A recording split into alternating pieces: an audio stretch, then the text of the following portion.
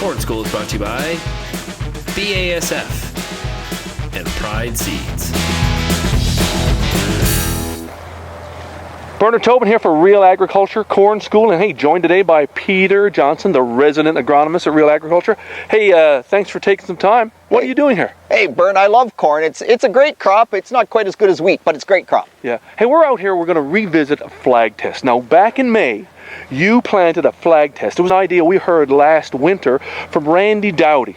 The National Corn Grower Champion, grew 504 bushels. Wow. And he basically said, plant a flag test so you can test emergence, because he said the silver bullet was even emergence for corn yield, and you put together a flag test to test that. Yeah, absolutely. So we are in 3 different fields that we went out to, and across some different treatments from cover crops as well, which is kind of cool. We'll have all that, but at the end of the day, what Randy really forced me to do was to go out and actually flag them when they came up, so that I followed that plant through. I've walked lots of cornfields in my history, Bern, and lots of times I walk past a plant and it's got a smaller cob, and I immediately say, that's a late emerger. Well, now we're going to find out whether or not that's real, because we've followed them from the date of emergence. We still have that flag there. It's going to say, well, does that big cob mean it was an early emerger, or what else is going on there? Is it just the planter uniform spacing, whatever? So we're going to learn that. Right. Now, we're going to do a third part of this series when we're actually going to come back and actually sort of really do some final yield counts. But you wanted to get a look in here before the combine rolls. Right. I want people to be able to see what the cobs look like actually before because yield is one thing, but to look at, okay, so there's a bunch of plants together, or there's a big gap, or there's an early one versus a late one. What really shows when we look at these cobs? Some really cool stuff to learn. Awesome. So let's go have a look. Absolutely. All right, we're looking at this corn, and it's really a whole bunch of things jump out at me immediately. So here we have a plant, and everybody talks about a picket fence stand and how important that is. I'm not so sure that's true. So here we have a big gap, right?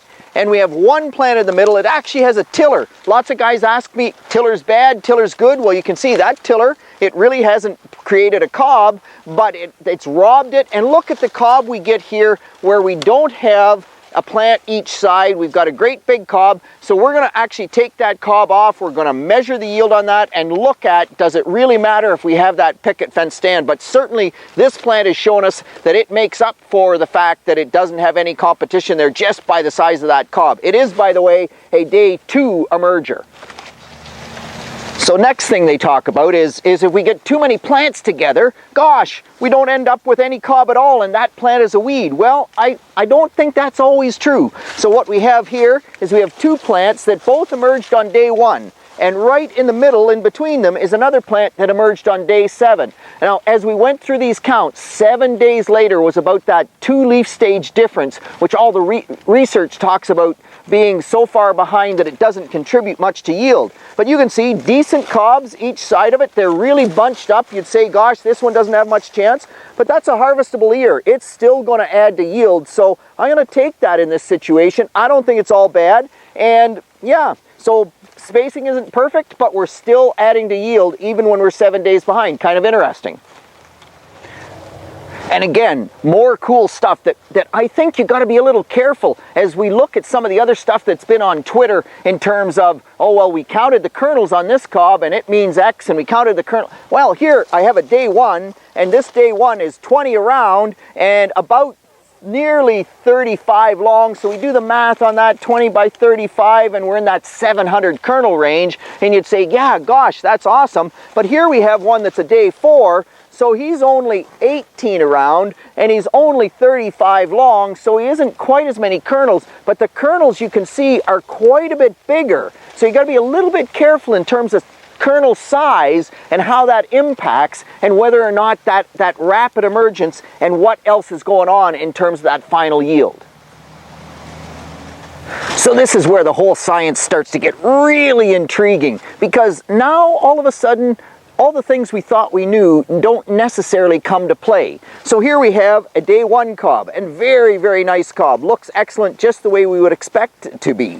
But we move down, and here we have a day 4 cob, and gosh, look at that cob. It's a lot smaller. And here we have a day 7 cob, and gosh, you know, just awful. Yeah, well, what are you talking about, Johnson? It's all exactly the way we'd expect it. Yeah, well, wait a minute. There's a day 2 cob, and that day 2 cob is a long way behind day 1. And when I come way down here and I look at this cob, well, there's a day 7 cob, and that day 7 cob is actually better than the day 4 cob by a whole lot, and there's the other day 7 cob there. What the heck is going on? So there's some differences. Does emergence matter? I think the answer is absolutely. But there's things that happen after emergence that we don't understand that create some of these differences. So I'm all for uniform emergence, but there's a lot more to learn here, and we'll have the final story once we get these cobs off and actually shell them and find out whether or not this works or not.